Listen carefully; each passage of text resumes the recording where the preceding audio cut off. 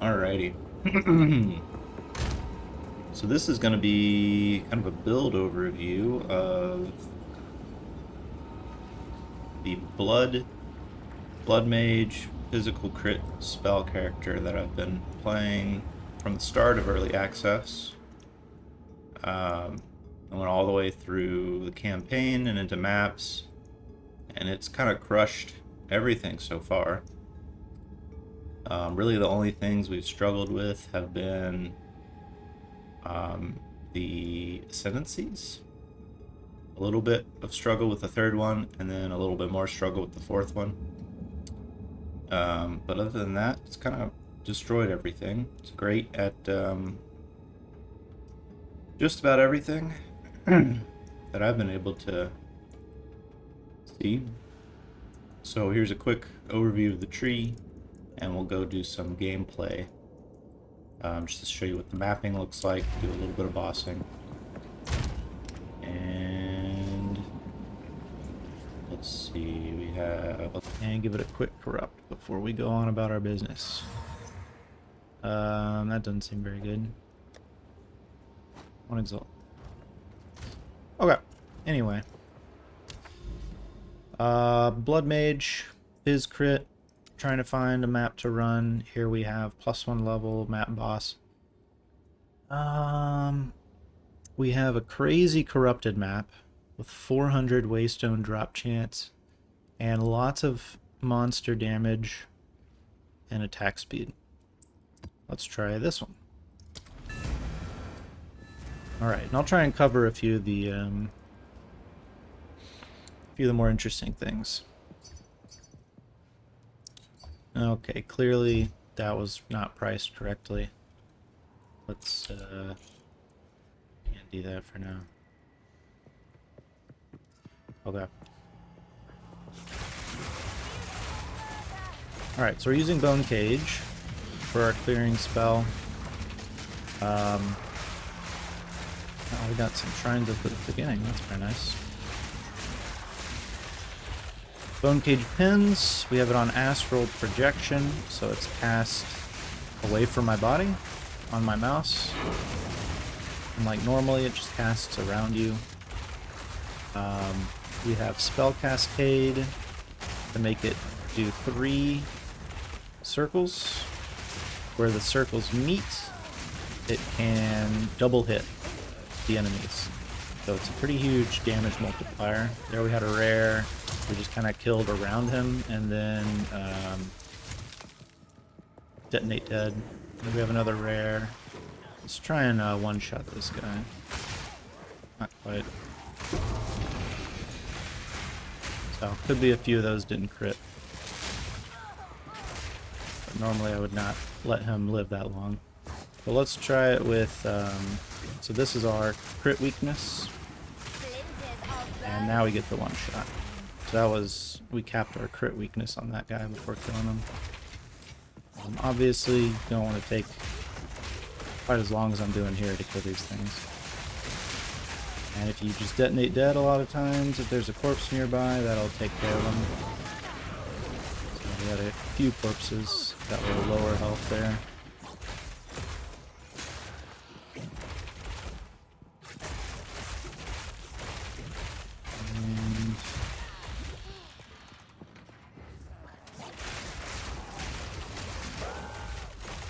Let's see, I think we're using the, these are the energy restoration gloves.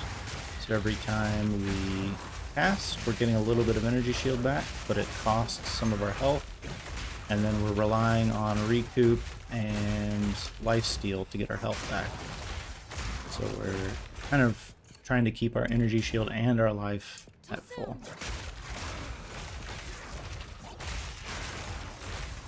The blood globules, the life remnants, those will overtap our life. Being Bloodmage. These guys. Alright, one of the minions died. Usually the rares that have minions, their minions have so much health that if you just kill one of the minions and then detonate dead, it'll kill the rare with the detonate dead. So those are usually not too bad. Their minions are so tanky. Because one of the nice things about this build is that like anything that's tanky gives you more damage, because as soon as you kill it, you can detonate their corpse. Just clearing here, we have the main boss. Let's go get the other rare first. I meant to check what the... I took the Ascendancy Atlas passive that corrupts your corrupted waystones, so they get corrupted again. I forgot to check what the what it added to the map, if anything. Could have added a dangerous mod. Blow up some stuff there.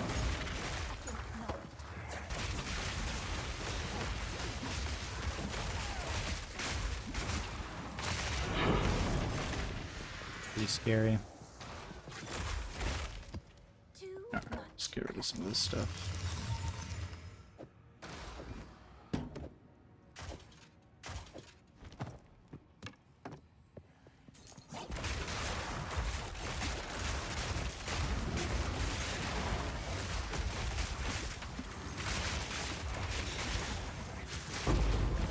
There you have it.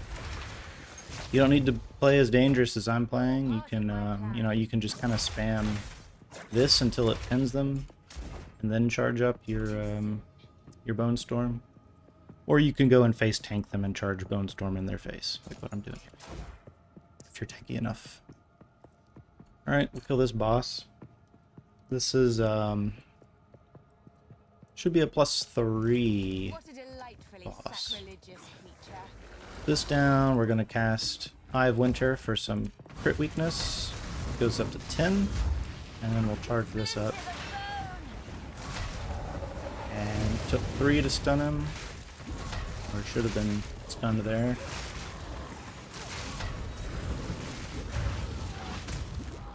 And we're not playing very intelligently, but we're still living.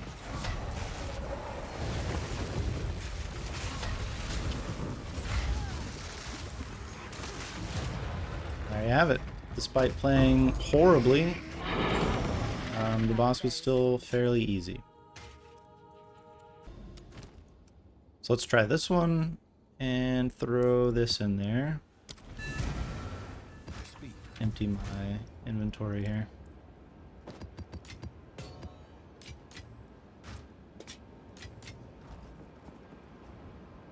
Mire.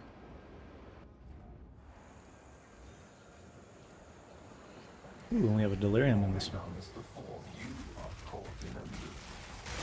Let's see if it did anything. Looks like it gave us Enfeeble, if that wasn't already there. That may have already been there, I'm not sure. Alright, just kill one thing, detonate dead. Kill everything's dead. Same deal here. Sometimes Bone Cage is doing enough that I don't really need to do that, and I can just spam Bone Cage. Just depends on the monster type and the modifiers, whether or not I'm able to do that.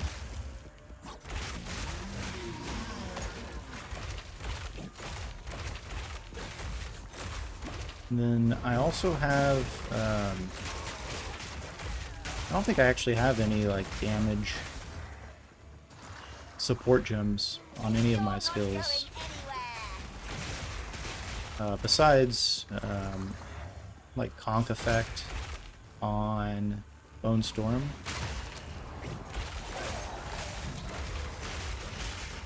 I guess I'm thinking of like Brutality, Heft. The ones that you would normally think of in POE1 as being a damage skill. I really have many of those. Which has been kind of interesting because it lets you be a little bit more creative than you would be in POE1, where you just have, you know, you have 5 damage skills. 5 damage supporting your skill, otherwise you don't do any damage.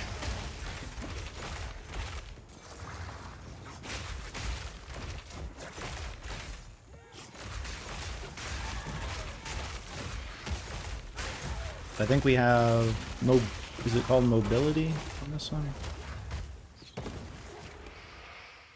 mobility. So 30% less movement speed penalty while casting.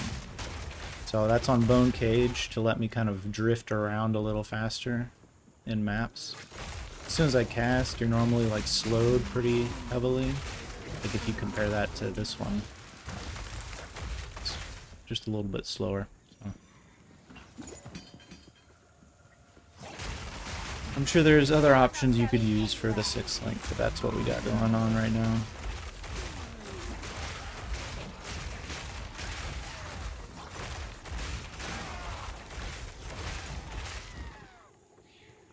Alright, and let's see. What else is interesting? We have our travel spell that I'm not really using because the weapon swap animation is just a little long. It's not like insanely long, but it's enough that it could probably get you killed if you're not, you know, if you go to a bad location and you're... These guys took a lot to explode. If you cast this thing, you end up in a bad spot.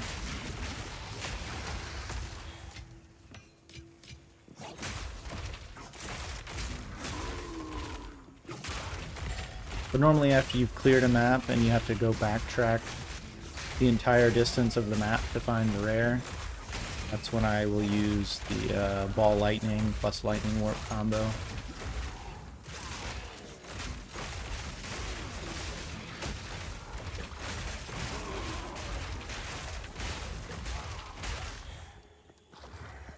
Actually, this latest patch improved this build a whole lot.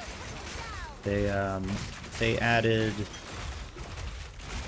I think, 50% more damage to each of these bone skills, which they were already they're already doing really well, for me at least. So 50% more damage for free is very nice. Too soon. I don't remember which boss this is.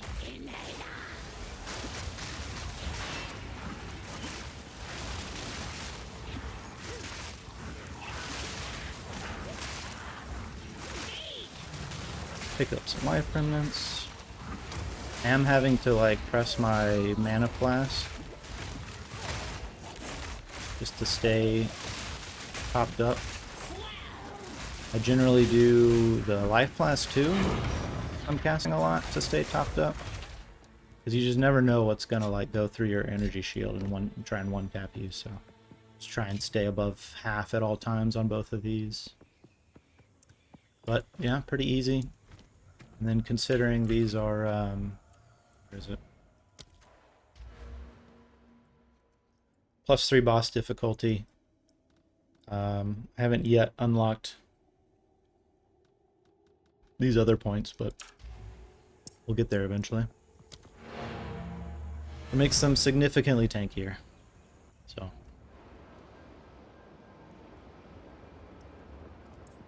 And let's kind of go over... I guess let's start with the skills. So you saw most of them during the map there. We have Ball Lightning. This is really our, we don't really use it except for like traversal. So this is on our second weapon set. We use it to like go a little faster. We need to cover a lot of distance. The problem is you have to swap weapons, so there's a little bit of delay. So it's oftentimes too dangerous to use, but that's there. Lightning Warp, this is our execution ability, and a little bit of repositioning. We have Unleash, lets it execute several units that are in cult range. Shock Siphon, Soul Drain, and Execute for a little bit more damage, but Shock Siphon and Soul Drain to get some energy shield and mana back. Blink is our blink spot. It just has reduced cooldown. We have Bone Cage, and I've ordered these in terms of importance. So we have Spell Cascade. That's gives you 3. You'll notice that they do overlap. And where they overlap, units can be hit twice, which is why this is so important, because it's not only better coverage, but it's also better damage. So it's like a, I don't know, maybe a 60% more damage multiplier. Astral projection. So this, as I mentioned earlier, this lets you cast it away from life. And then inspiration and life tap make it cheap, because if we did not have that, so this is with life tap but no inspiration, you can see it chunking my life like crazy. And otherwise it would eat up the mana like crazy. So this just lets us spam it a little bit more reliably, and then we use the leech from the Ascendancy to kind of heal stuff back up, as well as recoup and a few other things we'll go over in a minute. Temporal chains, this is just because we had nothing else to put in a curse slot, so we just have this for curse. We use Cursed Ground to make it last longer, and we can kind of pre-fire this, and it lets us have a little bit of like zone control. So if we're like doing something annoying like pulling a lever, I'll put this down, just so if I get hit by stuff, it'll be a little bit slower to hit me. Detonate Dead. So we have Considered Casting, which just got a buff with the latest patch. This thing is huge now. 40% more damage, 15 less cast speed is fine. Magnified Effect. The AoE is important. Inevitable Critical. This is less important, but it's decent. When this thing crits, you'll notice it just obliterates everything. And then Ambush. So this I've found a little bit useful. So Ambush gives it 100% more crit chance against enemies on full life. And what I've got here, you'll see I'm at 45% crit. And that's with Inevitable Critical kind of ticking away. If I remove this, you see it goes down to 37 and then slowly ticks back up. And then Ambush. So if we detonate a corpse next to a full life mob, which happens fairly often, it'll have basically 90% crit chance, which is huge. And then Arcane Surge I added in. It's not necessary, but I added it in as a 6th gem link. And basically this mostly comes up during breaches, because what I do in breaches is we just chain Detonate Dead constantly, and it eats up our entire mana bar, and then this thing kicks in and gives us a little bit more mana regen. So that's why that's there. Eye of Winter is important for our capping our crit chance against bosses for Bone Storm. So we have inflicts critical weakness on hit, which can stack up to 20 times, giving us a total of 10% base crit chance, which is important because base crit is what your increased percent crit on the tree multiplies to get your final crit chance. So once we're at like 10% base crit at 20 stacks, this thing, every hit of our abilities will crit.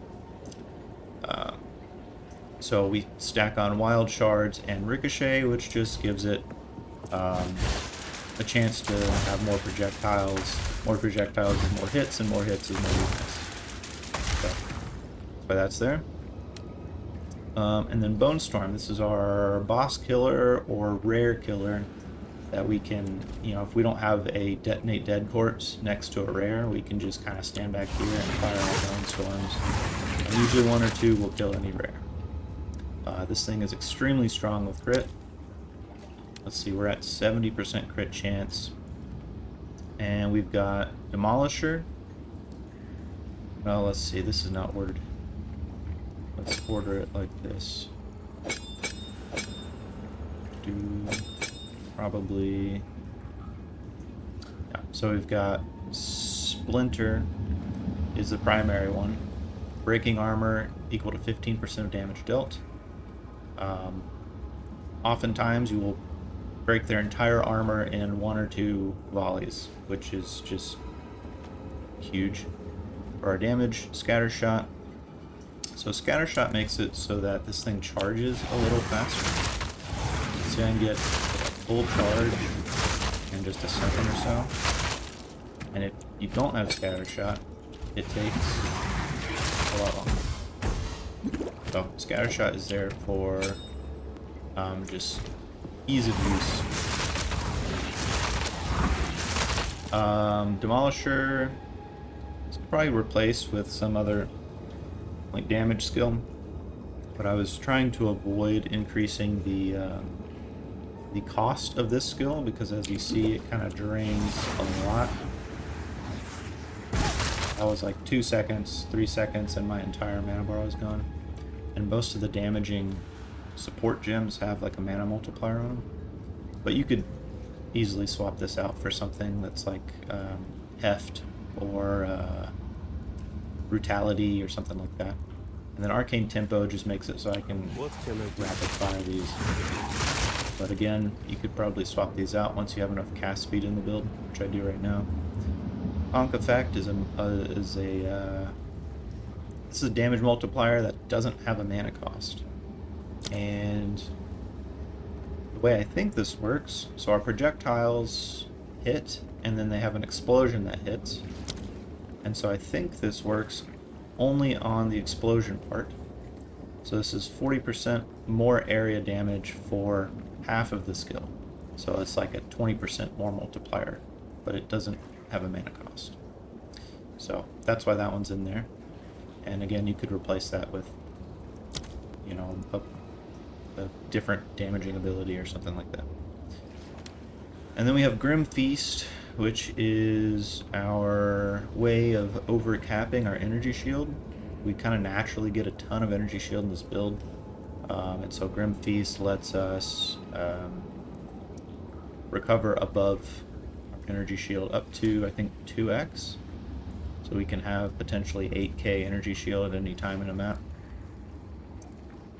Along with, you know, we have the class ability Life Remnants, which lets us overcap our life, so we could potentially have, I think, 6,000 life at any point in the map. Which is rare because we're consuming a lot of life to use our skills. But anyway, so this one, I have a little bit of extra spirit from my amulet. You may not have, you know, gear similar to this, but we have extra spirit on our amulet, which lets us put in a few of these support gems. So I have clarity, vitality, and cannibalism. Cannibalism is pretty good. Lets us get some life back on kill, which really helps this this class. Just needs so much life gain because it just eats so much life when we use our abilities. So let's talk about Ascendancies. The way I did mine, and you could argue for a different priority in Ascendancies. So I took this one first. Some people choose not to take this, but I don't know. I like it a lot. Even when you're, you know, fighting bosses, because when you crit, they'll drop the blood globules or whatever, and you know, you can keep your mana costs kind of low to the point where they're almost irrelevant, and then the blood globules will heal you. Is that what they're called? What are they called? The Life Remnants. Yeah, so the Life Remnants will heal you kind of more than you spent on the cost. So this, I don't see the point to not taking this, but some people choose not to. And then I went over here for Grasping Wounds, which gives you some one-shot resistance, we'll call it. And then you combine this with some recoup on the tree, and it's fantastic. It's a great node. And then I went for Crimson Power, just to get more effective life. I think you could argue for, you know, the Leech, but this seemed to do well. I found a good... What you want is a chest with high energy shield. Then that gets added to your life. So right now I've got 700 energy shield, and with this node also gives 700 life. So that's why the, you know, huge stats over here on our health pool. You can also get one that had, I think I had one that had like 600 energy shield and also like a 170 life roll on the chest. That's a good option as well if you can't, you know, find something insane like this. But this was enough to get me through basically everything. I only did the 4th Ascendancy. I did this after I had finished all the maps. So I'd gotten to tier 15 maps, and then I went for the 4th Ascendancy, and it took a few tries. And then we added this in, and once we got the spell damage, leached his life, that's when I added in Demon Stitcher. So Demon Stitcher lets you heal up your energy shield by consuming your life every time you cast, which is just handy to keep your energy shield topped up. I wouldn't say it's necessary. It's definitely pretty good in high density situations where you're like casting a lot and you're also healing a lot. It's more dangerous in bossing situations where you're casting a lot and not healing quite as much. So it can kind of drain your life faster than you're able to restore it in those situations. So I also have kind of a backup gloves here, which is it's Series Acuity, and it's got leech from crits is instant. So obviously you would only want this if you have your spell damage leeched as life. But this just helps you sustain your life pool against bosses, which is your more important health pool as opposed to your shield. So let's see. Anything else on Ascendancies? I think that's it. We can talk about the tree. So the tree you'll see is we lean into this side over here. The what is traditionally in POE1 the dexterity side. So we grab this crit cluster. We grab these two crit over here. And I will say that most of this, like once you get to here, this is mostly like points from maps, right? So you'll really just be focusing on this when you're leveling through the campaign.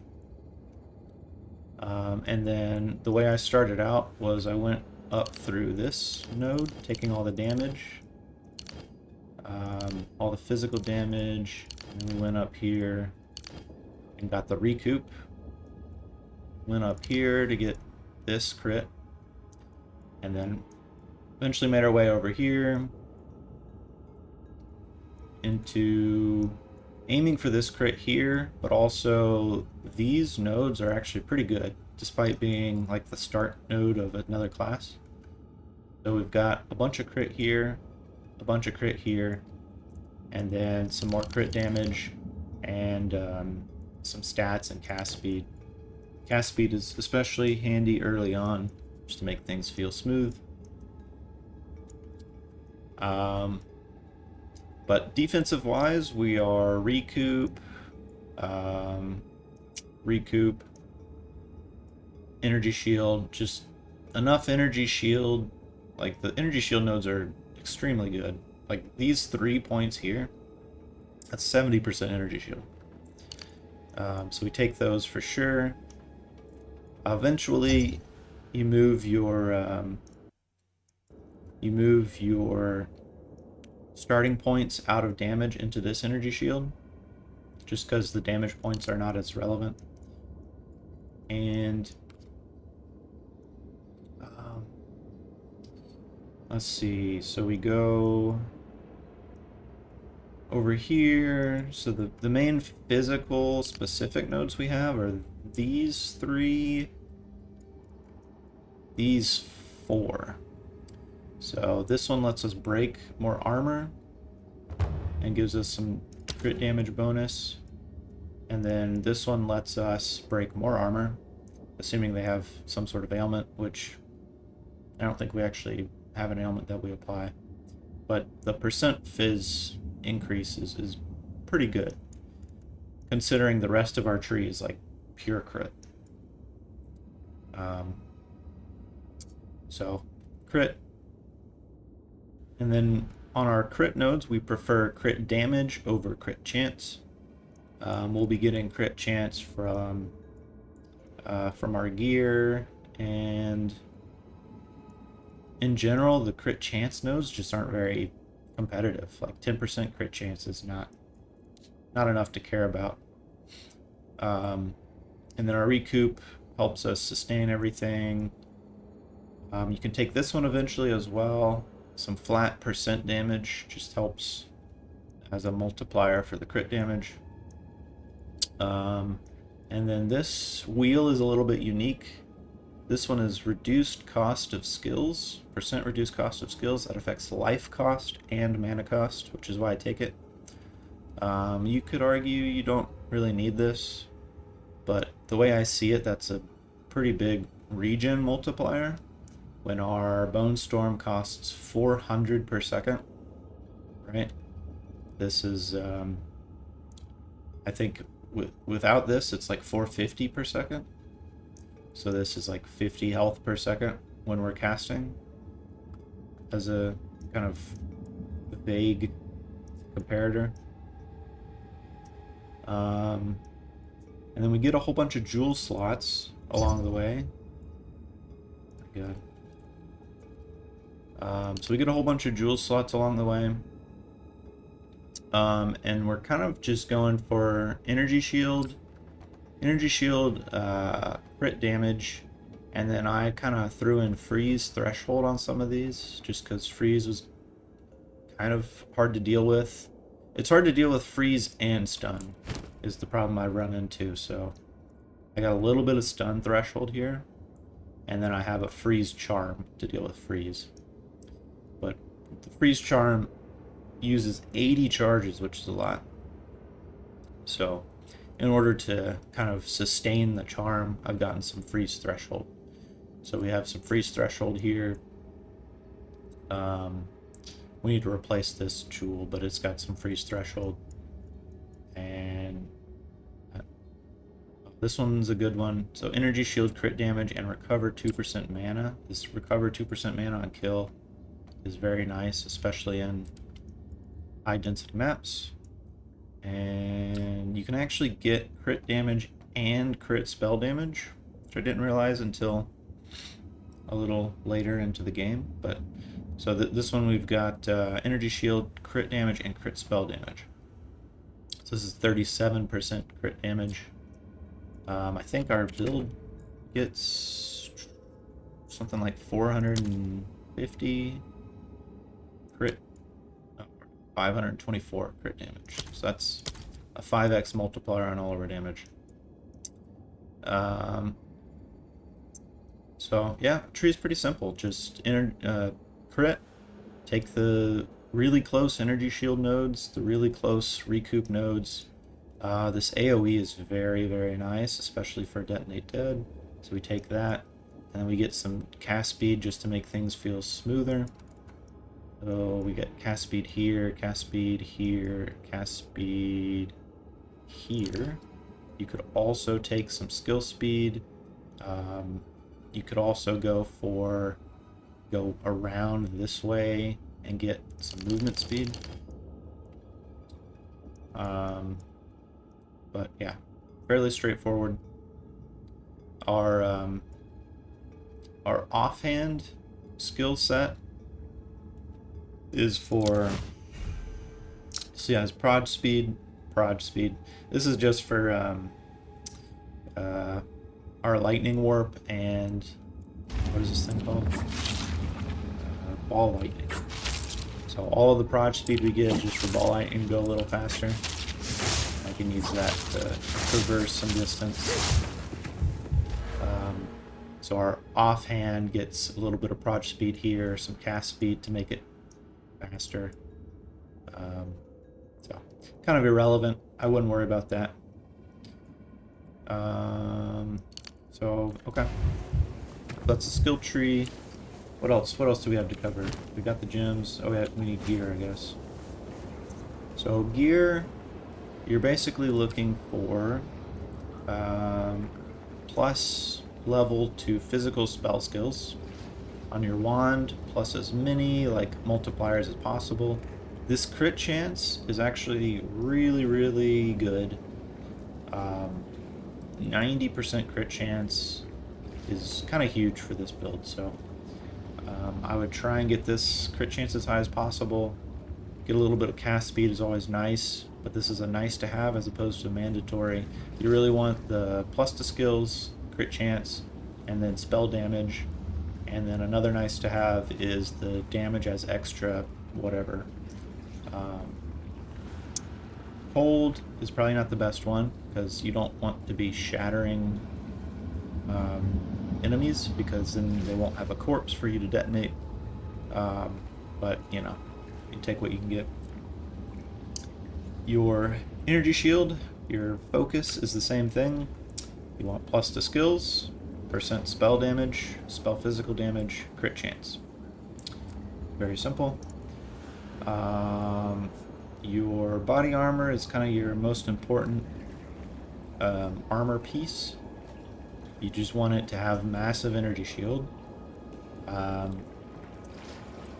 Because you also get it as life, so resistances everywhere. You need so many resistances, my goodness. Although it's a little bit better with this patch. But so rings, you get resistance, life, cast speed. That's what you want on rings. So that's what we've got: resistance, life, cast speed. Helmet is resistances, life, crit chance.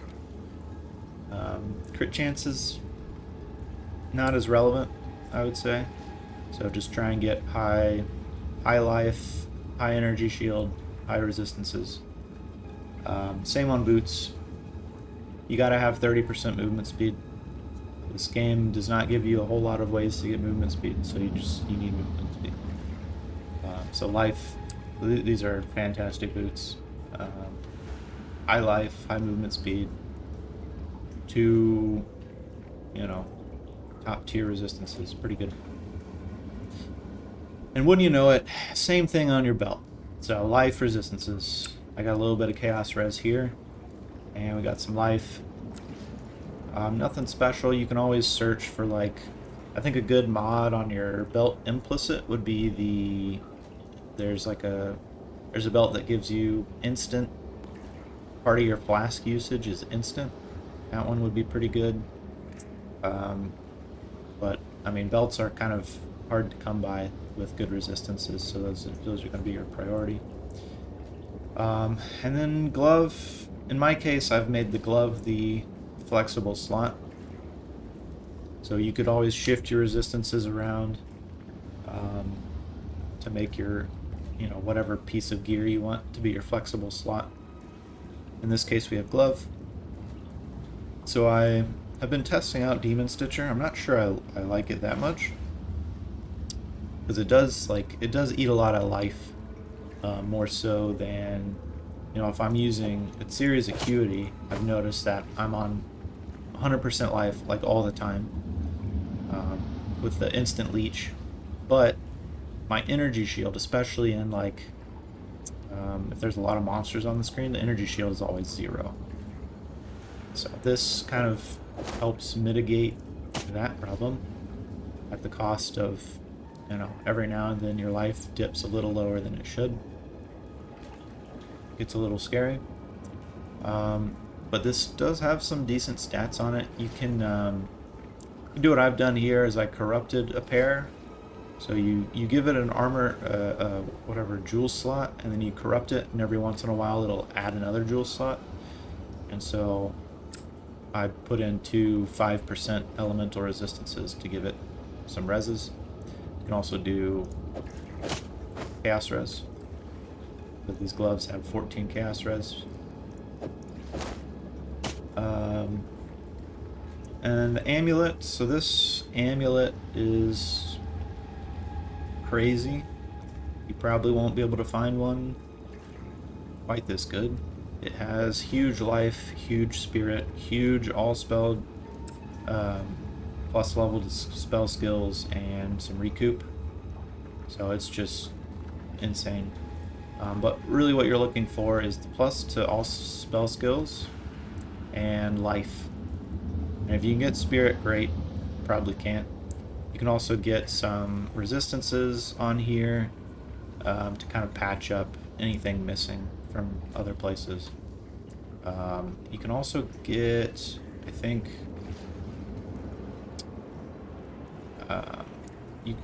I've tried the, what is it, the amulet Choir of the Storms. It's kind of a reasonable damage amulet, despite it being focused towards lightning damage. So you could consider that one as a unique replacement for this. And then as the anoint, we've selected Savored Blood, which gives us more leech, but it leeches slower. I'm probably going to change this out because I don't think leech is that fantastic. But it's been fine. It's been okay. Gives a little bit of survivability. Especially with this, when our leech is instant, it negates the downside of that. The leech life slower. So that's been pretty handy. One thing I'll say about the gear is you definitely want like a focus and a wand, because I mean, so take a look at this damage here, 32k DPS. If I remove my Time focus, to consume. 15k. So this focus here is 100% more damage. That's insane. But yeah, I mean, I think some people probably like extra spirit so they can reserve some stuff. So maybe there's some options there. I don't know about a shield. But yeah, so focus here. I think that's pretty much it. We went over playstyle, we went over gems, we went over the gear, sockets, ascendancies. I guess we can kind of talk about Atlas. So what I've gone for is we went over here for more rare stuff, so we get more rares. We get shrines for some player power, and then we get this one, which is rare and unique monsters have 1 to 2 additional modifiers. Definitely don't take this if you're dying a lot. It makes your rares and your uniques much stronger, but the extra modifiers multiplies the amount of loot that they drop, which I like, so I took that. And then we went over here for Waystone Sustain. Not entirely sure that was worth it. But we also went over here to juice our maps a little harder. So corrupt waystones are corrupted an additional time when used to traverse a map. So we chuck a map in, a corrupted map, and then it gets corrupted another time, which can do different things. It can upgrade like the tier, it can change mods around. I don't know if I would recommend this, honestly, but basically what I do is I go into a map and I check the mods just to make sure it didn't put anything absurd on there. And then yeah, I might change some of this around because it feels a little bit questionable to have this last point just dangling there. And then we went for you know, bossing skills so far. So progression is pretty good. Ascendancies, you may struggle with Sanctum is always difficult. So I did a lot of Sanctum in POE1, and so it wasn't quite as difficult for me. The things that make Sanctum easier is this, whatever that thing's called. blink and this thing. You can combine this with blink, really cover a lot of distance, and kind of make up for some of your mispositioning. So I would definitely add those two things in for Sanctum runs. Yes. For my 4th Ascendancy point, we did ultimatums because it was easier for me to guarantee ultimatum wins than it was the Sanctum 4th what's it called, was just obnoxious. I know I haven't even tried the boss on there because I only did one run where I got to the fourth set of trials in Sanctum, and I died to like some random mobs, despite having full honor and no negative mods and maximum honor resistance. So it was like, what's the point if I'm just gonna, if I'm gonna waste all my time going through three trials, basically perfectly, and then the fourth trial just murders me for no reason. So ultimatums are annoying because you have to run 3 ultimatums just to get the keys. I hear that it can also drop the same key twice, which means you might need to run more ultimatums. For me, it dropped 3 different ones, and then on my first attempt, I was able to beat the ultimatum trial master. He didn't seem to be that scary. He has very low damage. The real problem is if you don't have your sustain kind of figured out, you're gonna have some trouble, because he has a massive health bar, and if you're running out of mana and you're like, well, what do I do now? You're just gonna be in the boss fight for forever. But luckily, this I was able to get through it pretty easily. So that's that.